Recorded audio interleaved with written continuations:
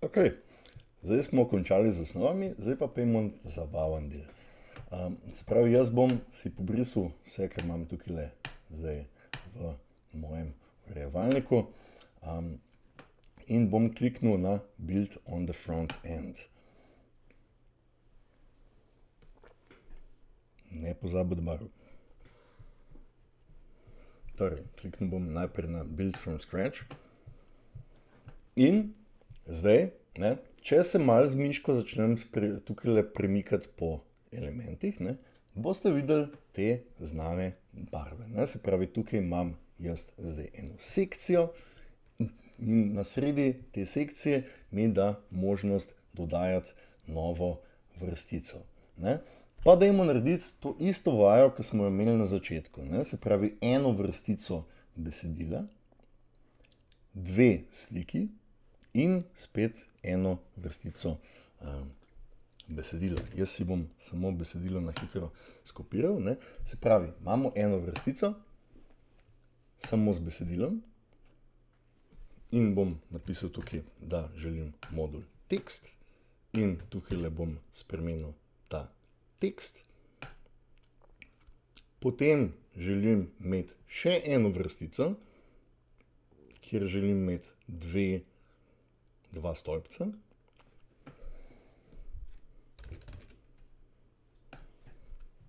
Izbral si bom eno sliko.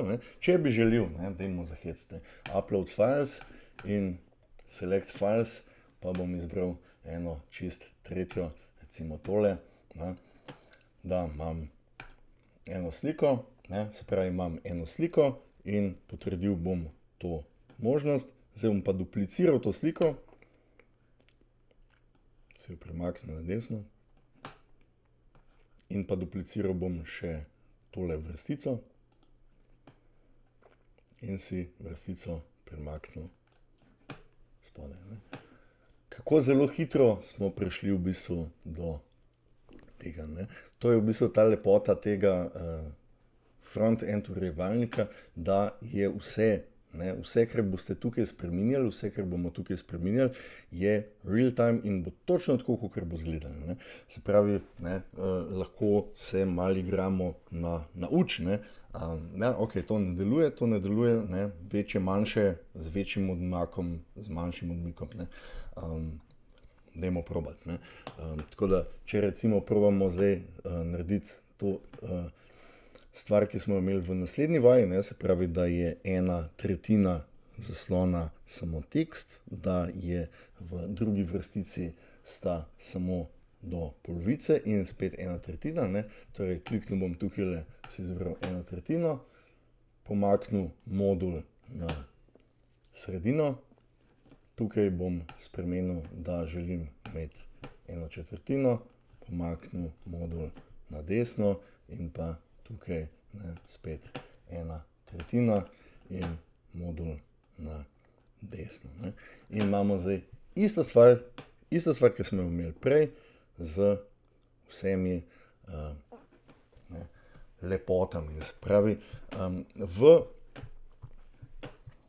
front-end urejevalniku imamo zdaj iste možnosti. Se pravi, isto, ko kliknem tukaj na možnosti, mi vrže opcije z temi tremi zavihki. Se pravi, lahko ali direktno spreminjam vsebino, ki jo imam tukaj, ali pa spreminjam dizajn.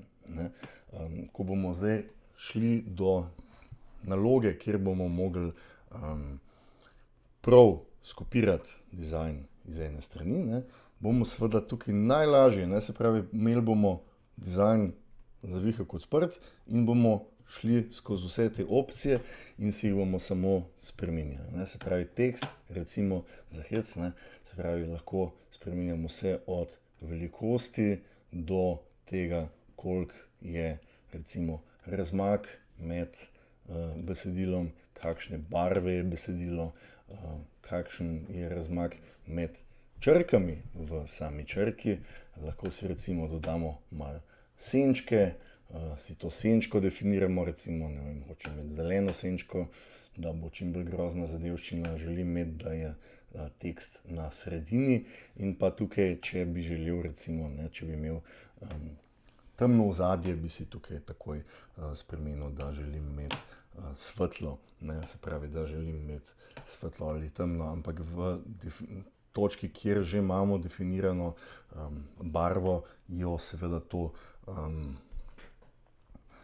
kako bi rekel, gre čez, ne. Se pravi, če ne bi bilo tukaj nobene barve definirane, če ne bi bilo tukaj nobene barve definirane, bi tole delovalo, ne. Gre za tako imenovano logiko CSS, ne, Cascading Style Sheets, ne. Če rečem, ne, naj bo vsak tekst rumen, ne, bo vsak tekst rumen, medtem ko, če rečem, naj bo ta specifičen tekst bel, bo vsak tekst rumen, ta tekst pa bel, ne. Nekaj popolnoma logičnega v bistvu, ne. Ampak ta cascading style sheets pomeni specifično to, ne. Se pravi, glede na specifičnost, ne, bo vedno specifičnost zmagala v samem izgledu, ne.